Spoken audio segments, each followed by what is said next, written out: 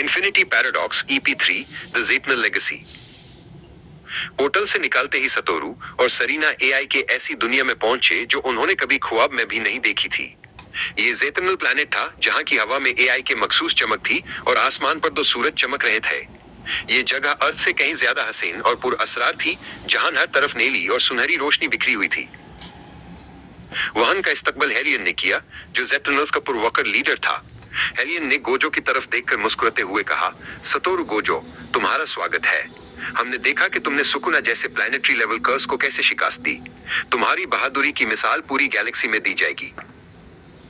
Helion ने बताया कि उनका प्लैनेट खतरे में है।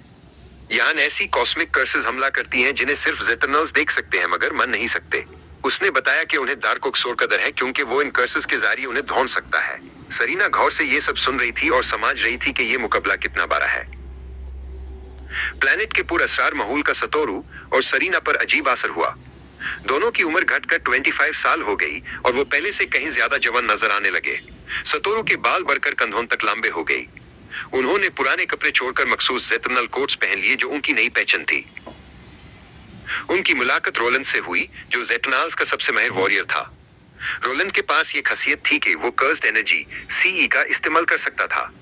उसने सतोरू को परखने वाली नजरों से देखा और कहा, यहाँ की कॉस्मिक कर्सेस को हराना आसान नहीं होगा। उम्मीद है तुम्हारी ताकत हमारे काम आएगी। अचानक फजा में चीखें गूंजी और दर्जनों कॉस्मिक कर्सेस ने हमला कर दिया। ये कर्सेस धुएं की तरह काली और अजदहा जैसी बड़ी थीं। रोलैंड ने फौरन अपनी पोजीशन संभाली और सरीना भी लड़ने के लिए तैयार हो गई। दुश्मन बहुत ताकतवर थे और उनकी तादाद बढ़ती जा रही थी।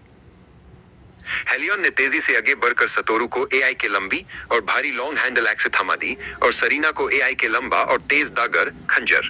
हेलियन ने चिल्लाकर कहा, यह हम औजार नहीं है, ये तुम्हारी कर्स्ड एनर्जी को चैनल करके इन कॉस्मिक शैतानों को खत्म कर सकते हैं। सरीना ने अपने नए दग्गर के साथ कर्सेस पर हमला किया। उसका दग्गर नीली बिजली की तरह चमक रहा था।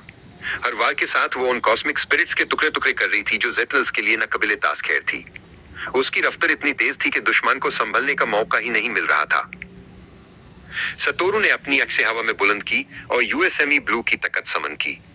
अक्से से निकलने वाली नीली रोशनी ने पूरे मैदान को रोशन कर दिया। उसने अपनी उंगलियां चटखाई और गरज कर कहा, डोमेन एक्सपेंशन इन्फिनिट वॉइड।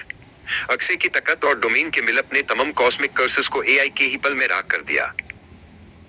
जब धोनवा छता तो मैदान बिल्कुल साफ था। हेलियन ने सतोरू और सरीना के पास आकर उनका शुक्रिया अदा किया। उन्होंने साबित कर दिया था कि वो वाकई इस यूनिवर्स के सबसे ताकतवर लोग हैं। सतोरू ने मुस्कुराते हुए सरीना का हाथ थमा। उन्हें अभी शुरू हुआ था।